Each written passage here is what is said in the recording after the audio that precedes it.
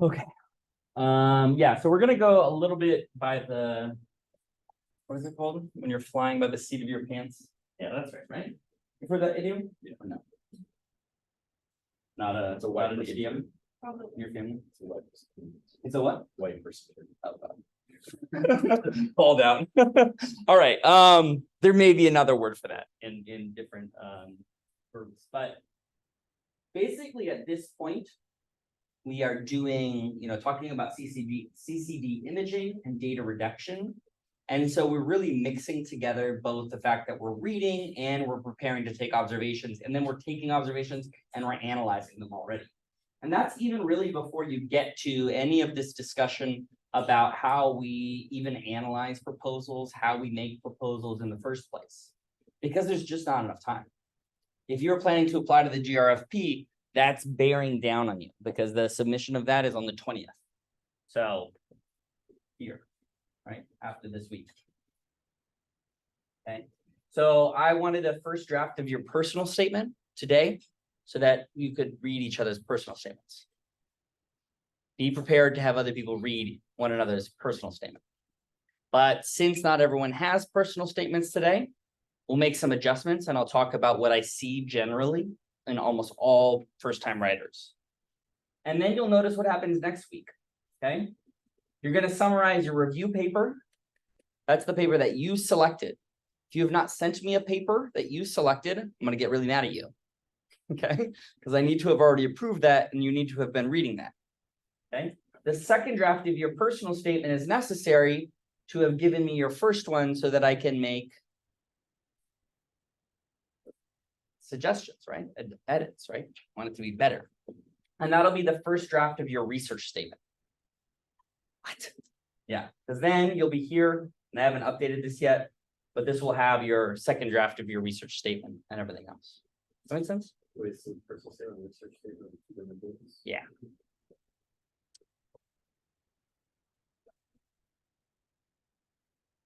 When you apply to grad school, there'll be one thing, but for everyone else to be two. Okay.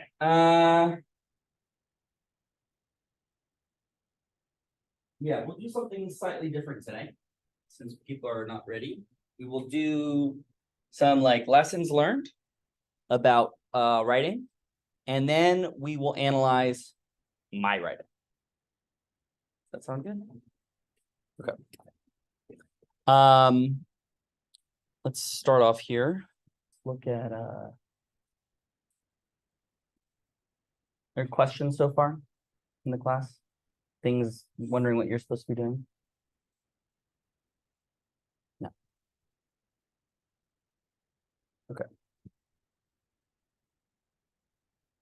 Let me see if I can get Maureen an email really quickly. And then hopefully by the time I'm done talking, she'll have these printed out. Howdy.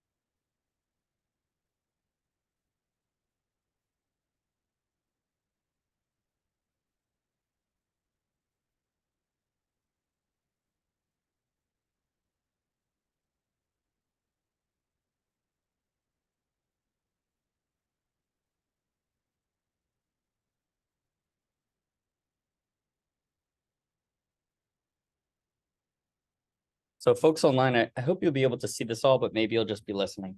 I guess we don't really need that anymore, do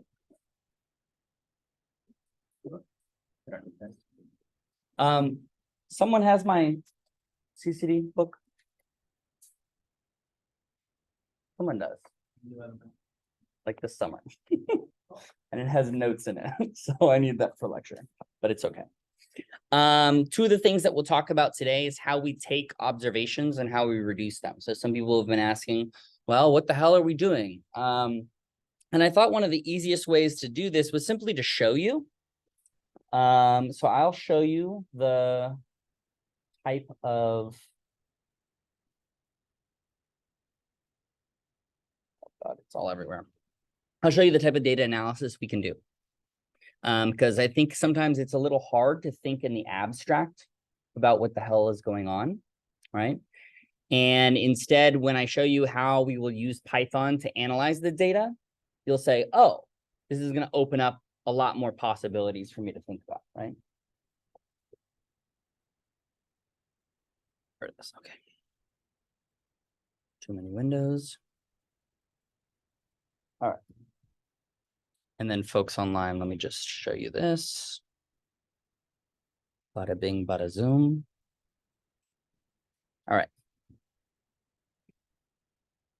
So now you can see my absurd file structure. Okay. And generally speaking, the easiest things to do with the CCD is something called astrometry. Astrometry, astro, meaning space or stars, and metry, being measured. Okay? You see that okay or not? Bigger? Yeah, a bit bigger. Okay. So generally speaking, I will highly recommend that you bring a computer to class. Okay?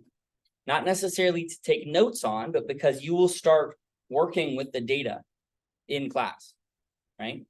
Not necessarily in that hour when we talk about whatever the lecture is, but afterwards, you're going to be like, oh, I don't know how to do X, Y, Z. And I'll be like, do blah, blah, blah, blah, right? Because that's how it works in fluids too. Okay, so we'll import a lot of stuff. If not all of this you'll need. Some of this you'll need for different types of projects. Okay. And you'll have the ability to read in any file. Okay. So this is image open, and this is the name of the file, some variable that I created. And then it'll tell me some information about it that I needed. Okay. Here's the destination. This is my username, 0065011179. That's my name. Downloads, and then some picture that I grabbed. Literally a picture. Okay, like you post on Instagram. Okay. That is what will be given to you by the telescope, an actual photograph. Okay. Generally speaking, if and when we get the telescope domes open, you will not get it so nice. You will get something that you'll have to take away from something else, and then you'll have to combine them together to make an image. But this computer already does it for you with the telescope. So you just download it as JPEGs, and then you can open them individually here. Okay, so you read it in. Read the image. That's the name of the image. And then show me the image. That's the name of the image. Right?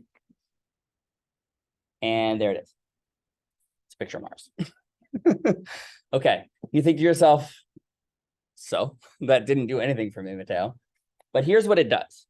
Okay, hidden in every image is the fact that, in fact, it's 4 images, usually. Sometimes it's 3, but usually it's 4 images. Red, green, and blue are saved as separate channels. And there's usually a 4th that just measures how much light total. So if you look at your CCD, you won't be able to see it. But each one of these cameras measures in basically a configuration that looks like this. Okay. Let's imagine that this is the CCD. You have any block here. Let's say that's a block of the CCD. They'll actually be subdivided into 4. And it'll be something like an R, G, B, and then something like I or alpha sometimes. And generally speaking, then they'll just report the pixel as being 4 times as big, even though it's 4 separate pixels, and you get the same resolution. Okay? If you make really small pixels, you can do that. Okay, so this one tells you how much blue light you got, this one tells you how much red light you got, and this one tells you how much green light you got. And from that, you get full color. Similarly speaking, I can print the image that just has the green channel. So that would be every pixel in the data file that has green, like this one. So this is the image just in green. Now I've also colored it green because I like that, but you could be silly and you could color it yellow. No one cares, right? It's about the information. Make sense? And generally speaking, oops, let's go up here. Okay, so there's all four of them. Oops. You'll notice something here at this one that doesn't look like any of them. Looks like the Japanese flag. Okay. This one, I took the red image and I subtracted the blue image. And what you're left with is this. You might say to yourself, well, that's pretty useless with this image. Yes, this is not the data that you'll take, right? Instead, what you'll notice is as you start looking at, say, let's say you have an open cluster project. One of the very first things you'll notice is, how do I characterize the color? How will I even understand the color? Well, if we take differences between the channels, we can see whether or not something is redder than it is blue, right? That's what the difference means. I got more photons of this color than this color. So take that difference. If you have a really bright difference, you're like, oh, it's red. If you have a really negative bright image, it's blue. Red minus blue, right? Okay. So this is the data processing that we'll do. And in order to do that, right, so here's a zoomed in image. All three of those are the zoomed in bottom left picture of Mars in the different colors. You'll notice different details exist, right? Here on the right-hand side, this is your blue image. And it's like less sharp. You see different features in it than you see over here, right? Over here, this is like some bright spots, and this is like much more bright spots. What color is Mars? Red. So, okay, there's more light in this picture. Consistent with our interpretation, right? Okay. We're seeing how we can cut these apart. Okay. You can combine them again. There's the combination. You can offset them. So what you can do here is you can take these images and you can stack them not correctly on top of each other. You might want to do that. You might not want to do that. Depends on whether or not there's any misalignment in the pixels. Okay. Let me show you an example of, okay, this is an example of a star. So I just grabbed, say, one star in a field. I downloaded a picture. I took the thing, I cut it up, and I looked at a single star. Okay. And sometimes not perfectly circular. It's okay. No one's going to cry about it. But we do want to understand where it is on the sky, right? So if we say, okay, this is all of the light from the star, why does it have this shape again? Diffraction. So specifically, we were looking at something called Airy diffraction, and that's limited by the resolution and the size of our aperture. So even if we just move from the EV scopes to the domes, you're going to get much sharper images like that. Okay. So here you're seeing that this is all of the light from the star. If I want to know how much light there is from the star, do I need to just only take the middle pixel? No. Need all of them, right? Okay, so let's look at them a little more closely. That's red, green, blue, and then this is the difference. You'll notice in the background, okay, in that place that looks dark, it's a little patterning. Are we worried about that? No, why not? This is what? There's other crap in the sky. Okay, generally speaking, we don't necessarily care as long as this is much brighter than this. Okay, but if I'm looking for a really dim thing, then contributions from the sky might be important. So why can't you see any stars during the day? Is the sun so bright? No. No. It's not because the sun's bright. I'm not looking at the sun. I'm looking at the sky. Just kidding. Hold on. So let's break that down. Really, because it's really, really interesting, right? We always think it's the sun that's doing the work, but it's not. Because if I'm on the moon, I can look at stars any time of the day as long as I'm not looking at the sun. Atmosphere. That's exactly right. So it's 2 sun in atmosphere. That makes sense. Yeah. Is that what you wanted to say? I know that you know. I'm not going to let you go. Okay. So that's the interesting part, right? Is that during the day, we're quite used to this. This speckling is happening in the atmosphere. This is the scattering of light, right? If it's really humid out, there's a lot of water vapor, you get more scattering, right? That's why sunsets look better in Florida, right? It's super humid, okay? That's why during the day, you can't see the stars. You can see sometimes Venus during the day. It's really bright. But generally speaking, that sky brightness level being up here is going to swamp any of those really dim stars. So this thing, the background here, becomes high during the day, and then it disappears. Does that mean the atmosphere is gone? No. So it's still there. You can still see it. Right? Some of that sky background is from the detector, but you don't know that yet. So don't worry about it. It doesn't exist yet. Okay. All right. Okay, so here's what happens. Let's say I cut a line through here. Whomp, and a line through here. Whomp. Okay. I'm going to get a very interesting image.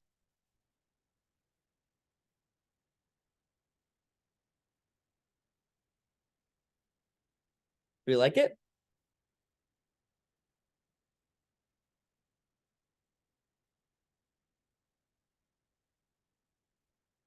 No, we do not like it. There's something wrong with this. And the first images that you take at the observatory will look like this. As a picture, it looks fine. Right? It's bright in the middle. Who gives a shit? As a scientist, it's a little hard. Because what I really want to know is how bright it is, right? Compared to other things that are nearby. So what I mean by that is, let's say I have a really bright star over here and a really not so bright star over here. I'm gonna do a good example of this. Here's my field. Bright star over here.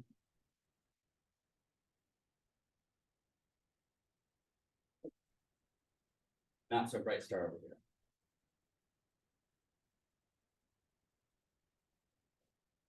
I add up all the light from this one, and I get a number like 60 light. Okay. I add up all the light from this one, I get a number like 3 light. And I say, oh, this one is 20 times brighter than that one. All right, that would be good. That would be like a great way to do science. Count up how many apples he has, compare it to how many apples she has, and we're done. Okay. But this doesn't quite look right. And it doesn't quite look right because of this flattening. What the hell is going on? What? Too bright for the camera. Exactly right. So remember we talked about this analogy, which is basically having a football field and having a bunch of buckets and it's raining. We talked about that? What happens if the bucket fills up? It saturates the detector. So the word is called saturation. It means it can no longer take information, not permanently, just for that observation. And once you've done that, it's completely unreliable because all you know is that it hit a minimum and nothing else. So if you look at this picture, of course, you think, well, it's probably headed towards about there, right? If you just follow that line up, but you don't know, right? Okay. So the fact that you hit saturation makes this useless. That make sense? Okay, let's scroll down. Here's another example. Here's another star. Okay, I did a little better. It's not great. I can also define where the center of this image is. And that's why you need some of these like sky NIMBY parts. This is some data fitting. So we can like fit the wings here. Here's the data points themselves. Okay. And what I've done is I've drawn a Gaussian over it. That's roughly the shape of the diffraction. It's not exactly the shape of the diffraction, but it's roughly, it's close enough. Right? And then say, is that good or bad?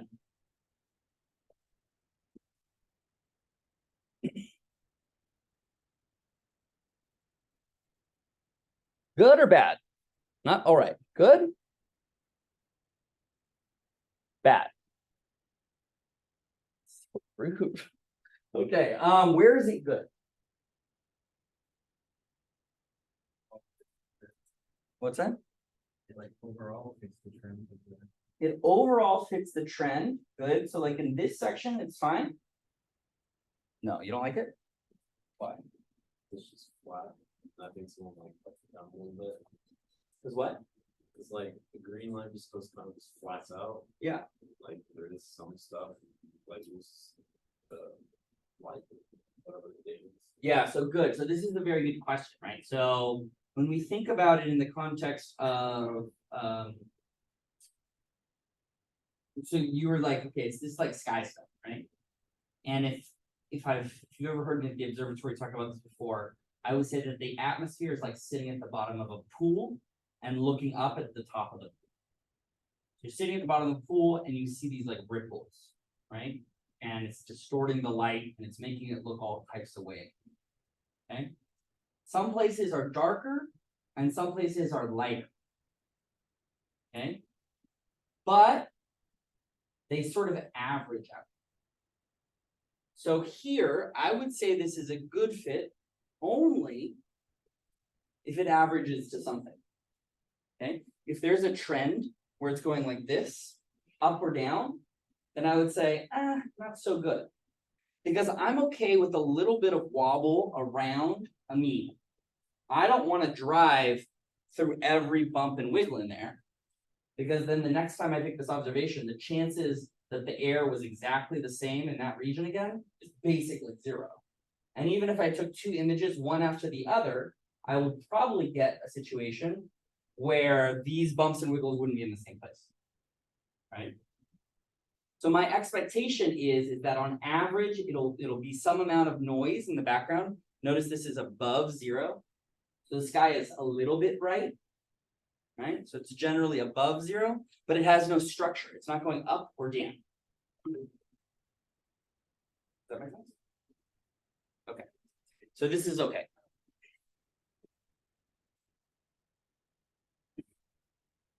I've deferred that for 15 days. It's a lie. Okay. So what's that? Oh, I don't know. Is that bad? This piece here near 25?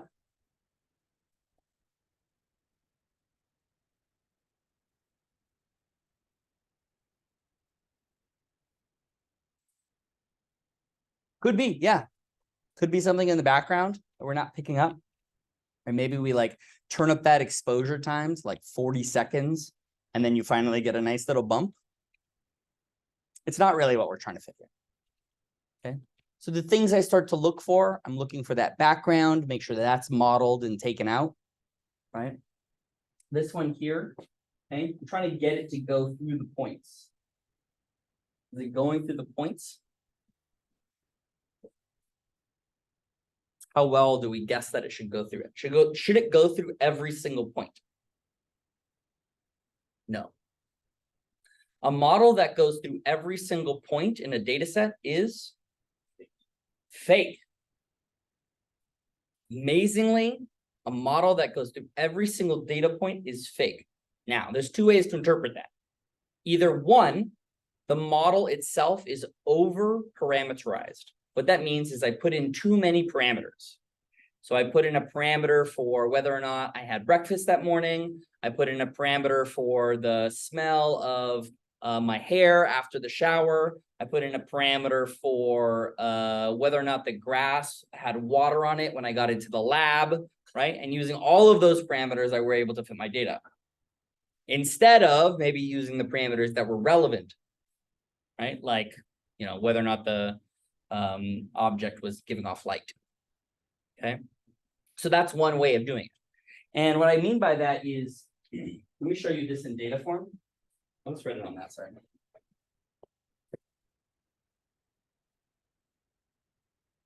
So let's say I have here a data set. Okay.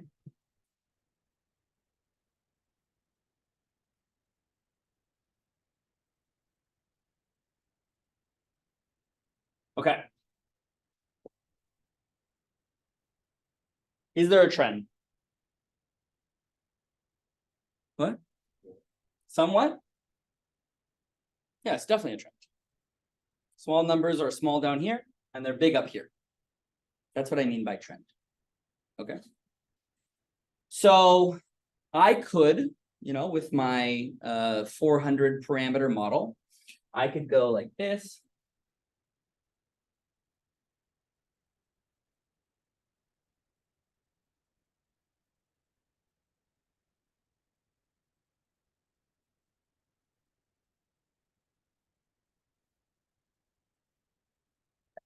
That's sensible?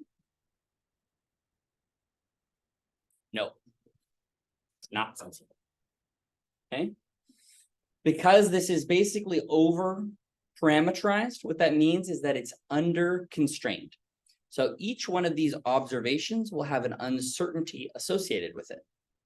So if, for example, I was measuring here, give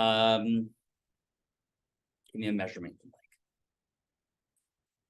Wind speed, maybe. Okay, this is wind speed versus altitude. Okay.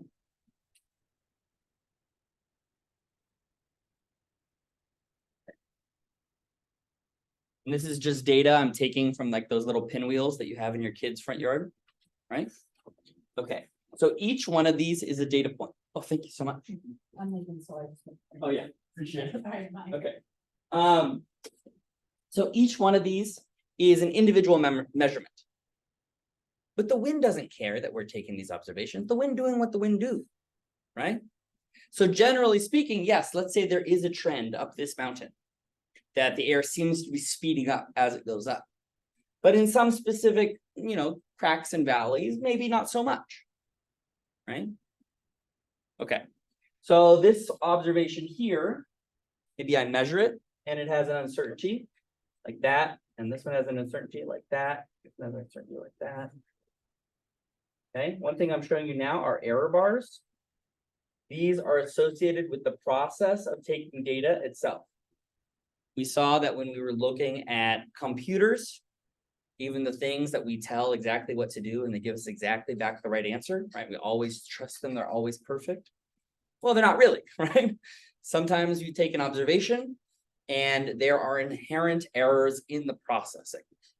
So you might say, well, what I did was I took 4 different observations that day and I averaged them together.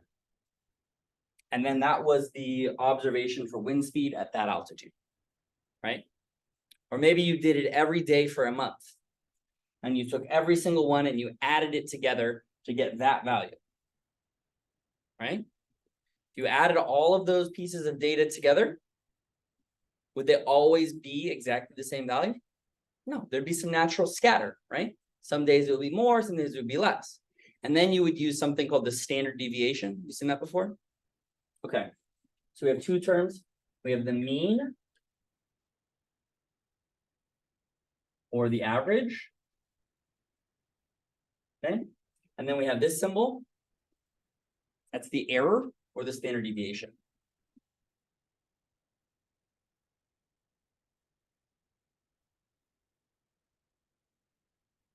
Okay, standard deviation measures how much spread there is in the data set, right? And that's what's represented when we see error bars. So if I look at all these error bars and they're all roughly the same, maybe, I could say, well, I could just draw a line through and it would get most of them, right? Generally speaking, if it's a physical process, you want to get about 68% of your data points going through your line. That's good. Okay, that's as good as you have to do. Imagine if in a class you only had to get 68% of the right answers. That's pretty good, right? Physically speaking. If you have 100% of the right answers, you cheated. So some people do that by manipulating their data, literally, right? Changing the error bar sizes or changing the points before they plot it. Some people will do it by over predicting. Okay, that second one's much more common than changing your data, right? But generally speaking, what you want to use as simple a model as possible and add more complexity to it as we understand. So in fact, that's what I did here. The very first one was just a Gaussian. And then I added to it a constant to grab the offset. Now I could add another term, right? Maybe I add a sinusoid. Want to get that background. And I assume that somehow the background is sinusoidal. And I add it in there, and I find out that it throws off my fit and makes it horrible. So I threw it out, right? Make sense? Okay, we're going to talk a lot more about data processing when you physically have data, and we'll get into the physics of why, for example, the stuff that we're going to be measuring, why there are relationships between how many observations we need to take to be confident in the numbers that we're getting, right?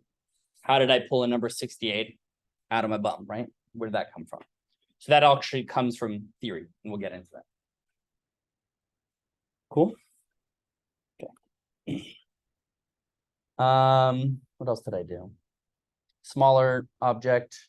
Ooh, this one's more red. Cool. Dimmer. Look at the background.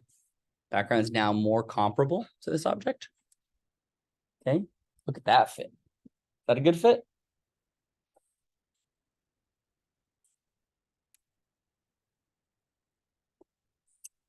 You never like my fits. Okay, this one's actually a good fit. I think it's fine. I think a lot of the points, okay, some of them don't quite go through. Okay, this is like bad. They're not as random as I would have thought. The sky background seems to be correlated. What I mean by that is when it's down, it's all down. And then when it's up, it's all up. So it looks like there is structure in the background. But if you can memorize what that looks like, which I don't think you can, and you go back, you compare them, they're not the same. The sky background itself is changing, but there are correlations that all go up together and they all go down. All go up together, all go down together. Okay. Notice the offset. It's about the same value that it was before. That's good. Notice the fit. It's got almost all the points. 1, 2, 3, 4, 5. Good or bad? That's okay to do. We can do that because I didn't show you the error bars. Right? Okay. There's parameters of the fit too. So this is all the different parameters I use. A exponential minus b times x minus d squared over c. And then I printed them all out. You'll be able to fit anything you want. So you can create some formula, you can fit it to the image and see if you can characterize the shape or the point spread function of the telescope. Okay. You can do 2D Gaussians, where you do like fun contours of brightness. Let's say you're looking at, say, a galaxy and you want to know what the center is. That's how you do it. Okay. You want to look at a nebula and you want to find like regions of cool brightness. That's how you do it. I'm not going to harp on this too much because I think I'm going to lose you like intellectually if we don't do something with our brains. But this is where we're going, right? We're going to take data, many different types of data, whatever you're interested in. We're going to put it into Python. We're going to analyze it. We're going to analyze it. We're going to analyze it.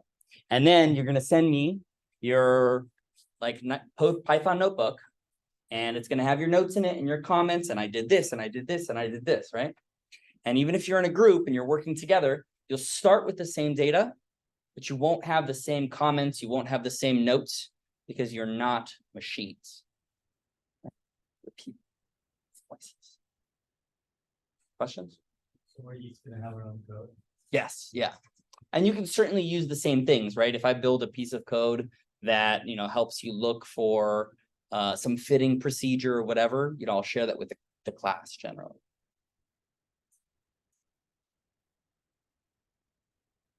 Okay. That's the end of that one.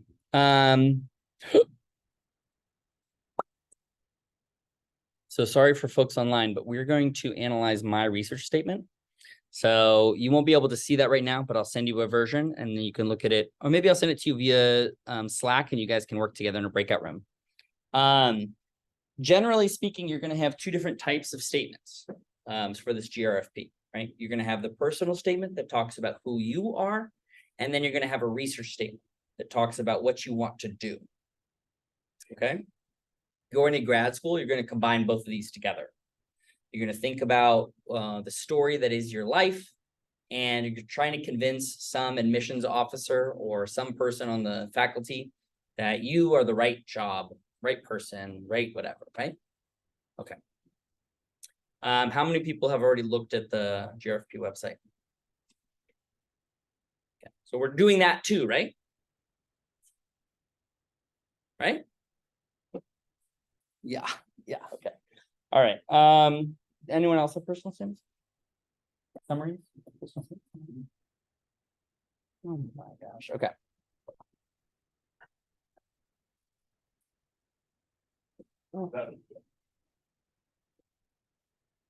I'm going to show you an example of my research statement for when I applied to this job. Okay. And we're going to work on, annotating. It's 2 pages exactly.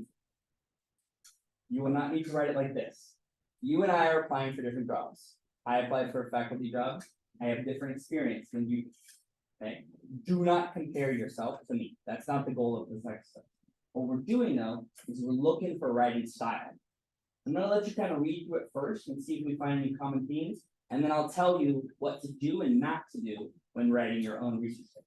Many of you, I would assume, have never written a research statement. Is that correct? Okay. All right, so work together, just read that for, I don't know, 5 minutes, however long it takes. And then we're gonna break up into groups of 2, and we're gonna start breaking it down. Yeah, that's yours forever. You can frame it, you can blow it up for your house. Okay. Folks, I'm gonna send this to you on Slack if that's okay.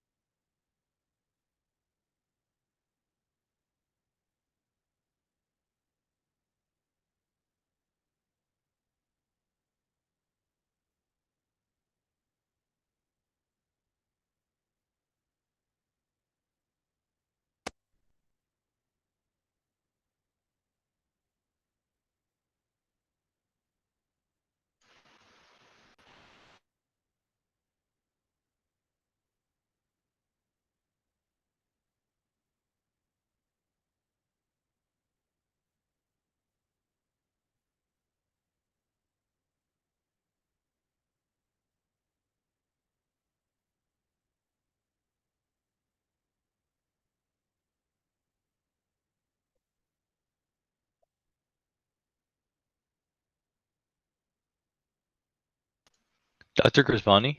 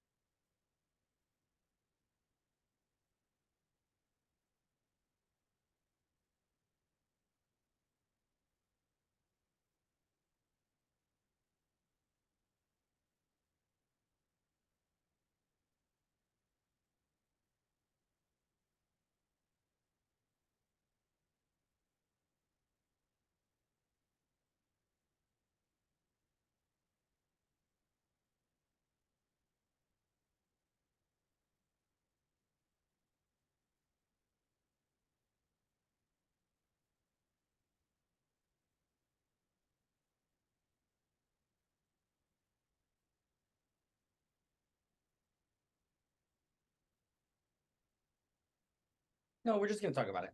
Yeah, you don't need to like study it. It's not that important a document. I'm giving you an example, right? So I want you to like read it once, get, you have some impressions, and then we'll analyze those impressions together. But just kind of get a feel of the structure. Exactly. Yeah. You're not memorizing words. You're not looking it up to see what does that mean. You're gonna be quizzed on it. It's like structure, it's broad details, it's how it's written.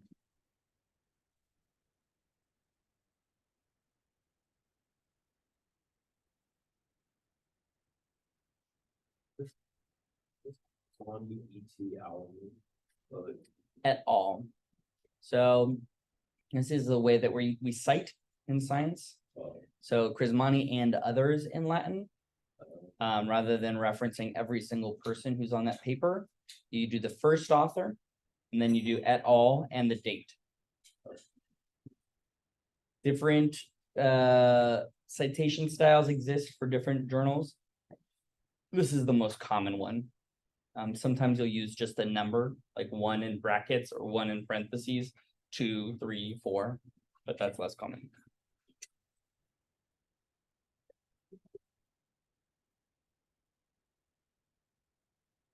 Did you apply to other top things? I think I applied to like 12 schools. Did you just change this very last paragraph? Yes. Of course. And you will too.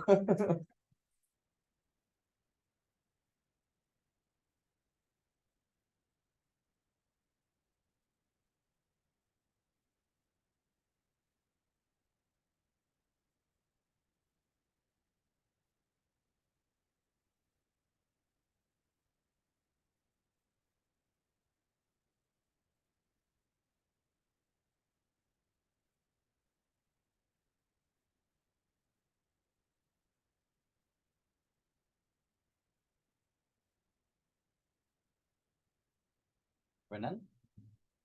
No one's still working? Okay, so let's talk about what you liked. Well, let's start with what you didn't like. Because that way I'll feel better at the end. Okay, what didn't you like about the structure? Something that you felt could have been better. Down a little bit. Funny, but not what I'm going for. Okay, so there's some differences. Let's first talk about the differences between what you'll write and what this is, right? I'm asking you to do a first draft of this type of a document for next week, right? So that I can start to give you feedback on it right away. You'll have your second draft of your personal statement. This, you'll notice, is not a personal statement because it says at the top, research statement. You notice that it doesn't really talk a lot about me. It talks about things that I've done, the things that I've participated in, but it's really not who I am, right? Okay. Similarly speaking, your personal statement is 3 pages and is much more about who you are. What motivates you as an individual, as a human being? Your research statement, same length, right? Different formatting. I don't think you can cram this many words on there, and I don't think you should try. Your research statement is 2 pages. It identifies a problem that is interesting and your attempts to make the world better by solving it. Okay, those are the goals of your research statement. Now here, you'll notice that I tried to do that, right? My first paragraph. What's the first line of the first paragraph? Something broad, something that is going to be the thesis as a whole as it relates to the work that we're doing here. Okay. Then it goes into the career has been primarily themed by what the research style is. Okay. There is no mention here of broader implications of how this fits into the scientific world in general, because that's not what's asked for in a faculty job, right? They're going to assume there's a reason for you doing what you're doing. But what they're looking for you to do is to have some understanding, some background of the field that you want to do and why it fits into our understanding of science overall. It's not like, oh, I want to do it because, I don't want to live at home anymore, right? That's not the reason we go to grad school, right? You just get an apartment. Does that make sense? Okay, so we want to have robust motivations for doing the work that we do, and we want to have asked ourselves questions about what we're doing. Thinking just about the structure here, right? Were there things that you didn't like about how it was organized? Things that you wouldn't do on your own? I mean, obviously, you're not going to refer to any papers, but thinking about, the broadness, anything like that.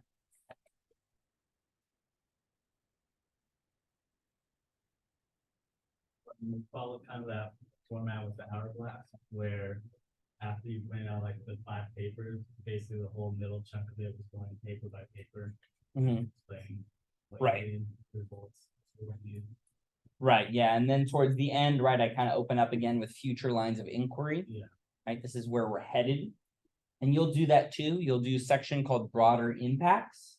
So you'll talk about the way that your work will contribute to making the world the greatest place it's ever been.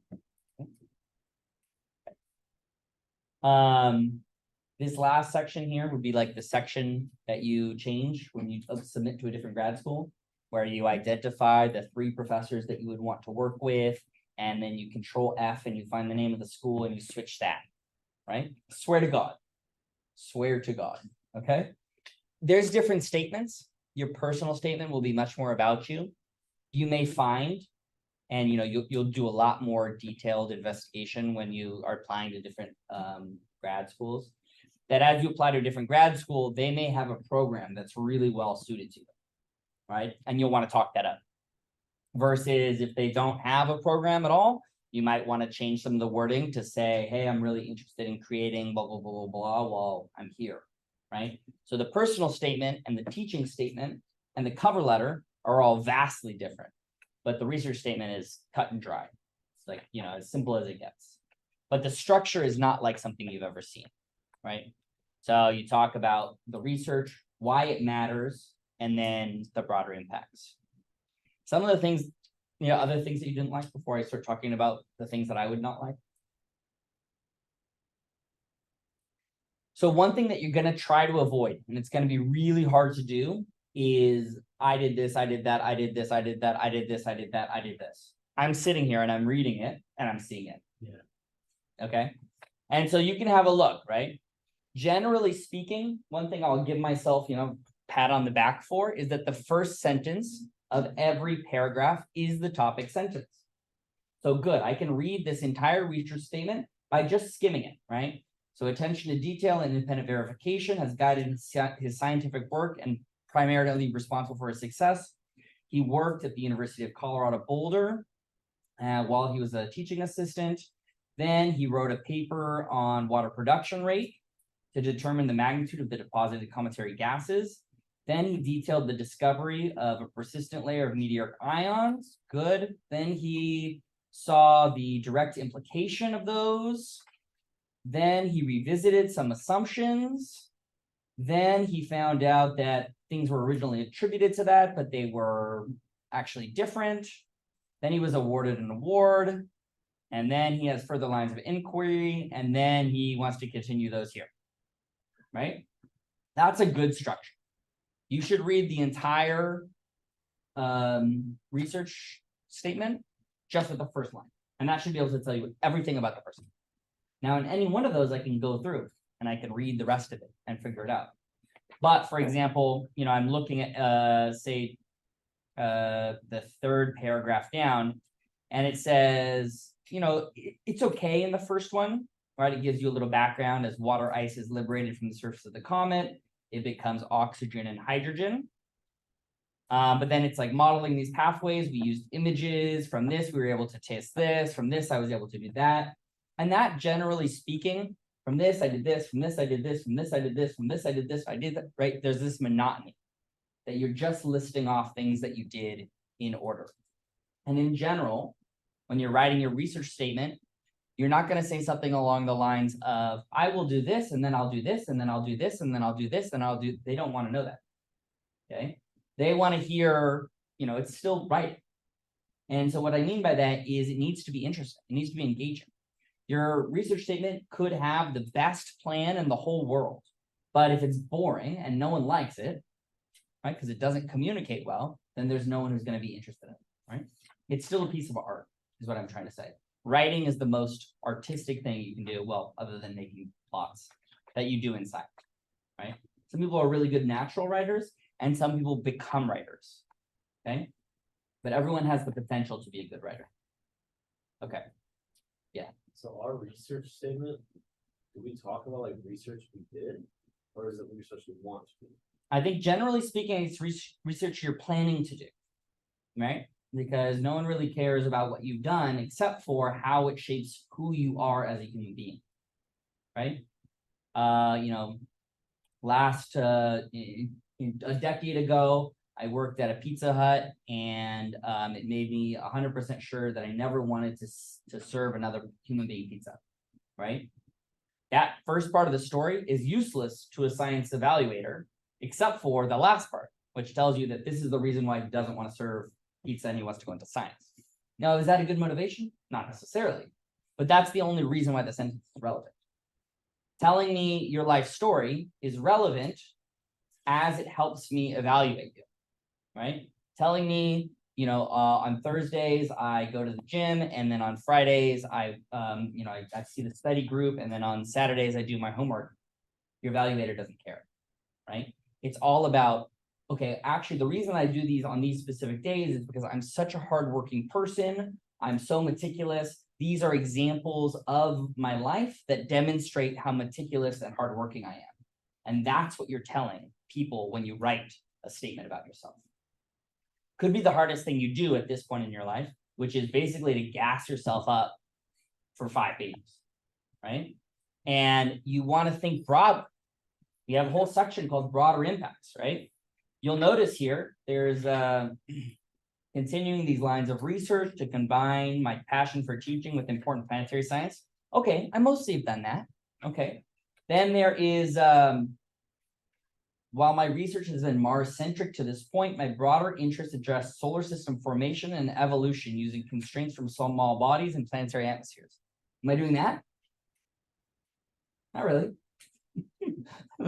You don't know that, but I'm not really doing that. That's okay, right? That's my broader interest. That's where I want to go 5, 10, 15 years down the line. It's hopefully demonstrating that I haven't just done what I've done without thinking about why I've done it. What are the reasons why I want to do what I've done? Okay, last one says, okay, whatever, that one's fine. There's another one above it, which talks about specific types of things that I want to do, right? They say, I proposed analysis of this type of data set and this type of data set, right? And a lot of those I haven't done. Those are still sitting in the back burner. That's okay, right?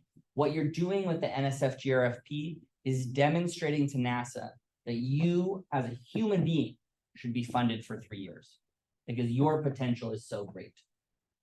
So think broadly, write broadly, and think of yourself well, right? Because if you don't communicate yourself well, no one's going to want to give you $100,000, right? Okay. What other things do you like or dislike in here?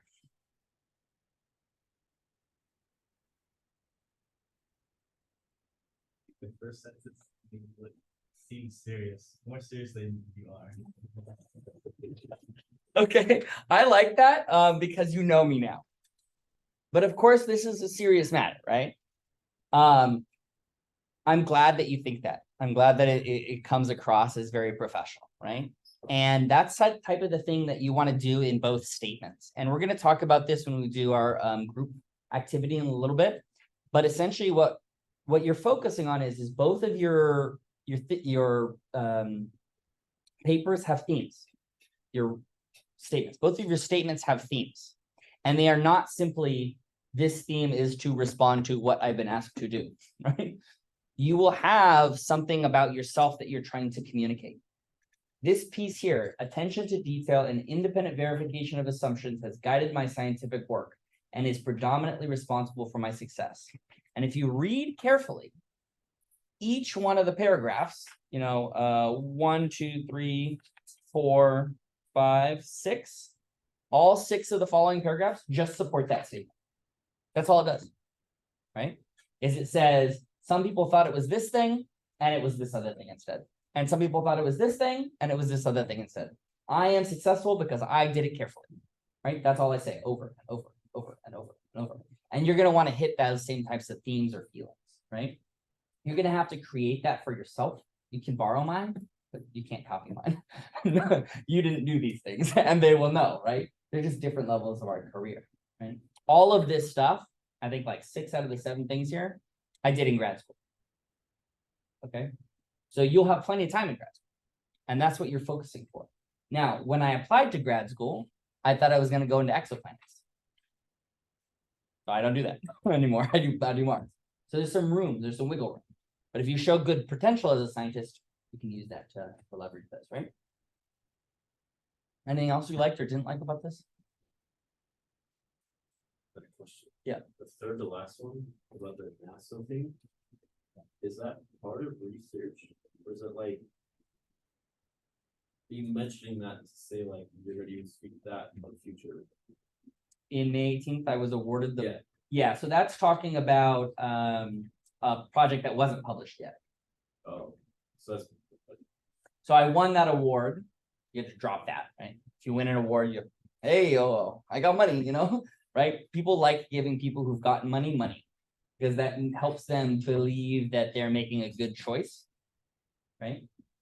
Once you've won an award, it's easier to win other awards because people look at your award and they go, oh, someone else gave him money. I must, you know. Then you have 40 awards, like, oh, this person definitely deserves an award. Stupid. But that's how it really works. This section here is really talking about the second line, which is talking about using this planetary spectrum generator to model atmospheric constituents, whether those are CO2 or water ice or whatever. It models that, and then we compare it to data in order to extract the information from the data that we get from the spacecraft.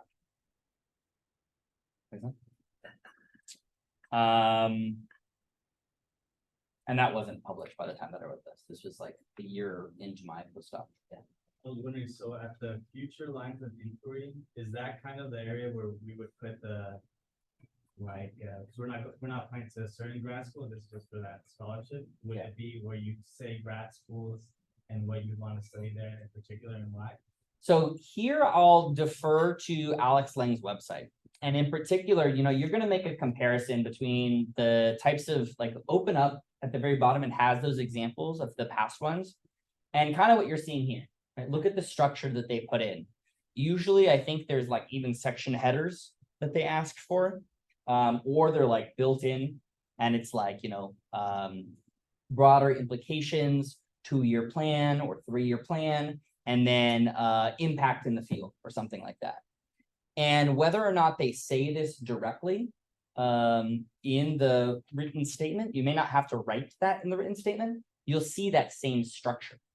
They'll call for that structure in the announcement of opportunity. They'll ask you to include a section on this, section on that, section on this. And then you'll notice when you start reading that it always starts with the broader impacts, plan, implications for the world, right? So your comment about, you know, this future lines of inquiry, that's in this like implications for the world, right? In your personal statement,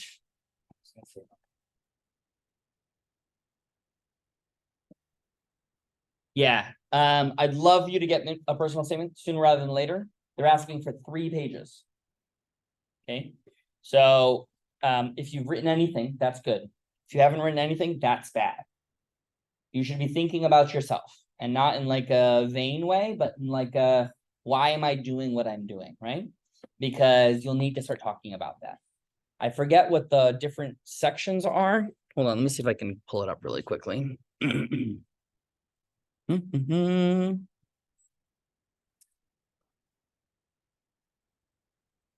Oh God, this is all messed up.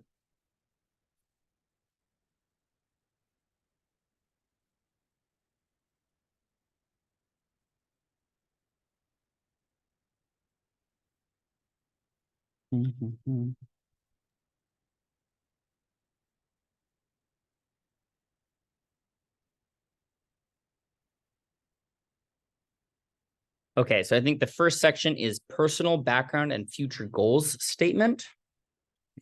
And then something called intellectual merit. And this is essentially code for what have you done? Why are you cool? And then broader impacts. What world goal do you want to make? And the future goals, right? What exactly do you want to do? They may seem like they overlap a little bit, but as you begin to write them out a little bit more, you'll see the differentiation. I would strongly recommend, as you're working on this, that you are, talking to anyone that you've been doing research with, letting them know that you will need a letter from them, right? If you're planning to apply this year. You'll probably need letters from them too, if you want to go to grad school. So it's worth, reaching out to them now. You can write one letter. In a personal statement and the activity that we'll do after the break, you want to think about, you're not just telling a story of all the things you've done. The things you've done make you the person you are. And the person you are is unique because of your own experiences. So you'll weave together your personal history and all the things you've done that make you this amazing human, right? That's what you're trying to communicate. So you may feel like, oh, I have my life story. I moved here when I was 2 and I didn't really know anyone. And I looked up at the sky and I thought, oh my God, I'm so alone, just like everyone else in the universe. Right? Don't do that, but you could, right? Some people will apply to grad school and they'll say, I knew I loved space from the first time I looked at the sky. Don't do that. I'll delete that right away. It's not unique. It's not interesting. It's been used a bazillion times. I've seen it on admissions more than 100 times. Everyone uses it. So what makes you want to do science? What makes you get up in the morning, right? That's what you're writing. That's your thesis statement for your personal statement. And then anytime you talk about what you're doing, I worked at Pizza Hut for 2 years, which taught me something. I learned how to manage my time while also taking classes, or, I learned what it meant to interact with human beings well. And even though that's sort of like telling enough of a statement, you're like, well, I worked at Pizza Hut, so I learned good management skills. You can go a step further and you can use a personal story. Generally speaking, you don't want 16,000 anecdotes. You'll run out of space. But you're trying to, instead of just saying, hey, I am a hard worker, you would rather give them a narrative that they will come away with the idea that you are a hard worker, right? That is this good storytelling that we're looking for in a personal statement. Okay, so we're gonna pause for like 10 minutes, whatever time until our break, and then we're gonna couple up into groups and you're going to outline your personal statement. Dr. Krismani? Coming on the line? Yeah. Yeah. I'm not doing I forget what it's called, the one that Yeah, the the submission. Yeah. Yeah. So I guess mine had like a character count and it had like a specific thing that I needed to write about. It was a Yeah, personal yeah. statement. Okay. Okay, yeah, Yeah, it was that's just a totally personal okay. statement. Okay. So do you want me to send you what it was asking for, or can you just Yeah, do you okay, mind giving me the prompt just so that I can sort of interpret it better? okay, cool. I'll send it to you through Slack. Yeah, thank you. Uh. Yeah.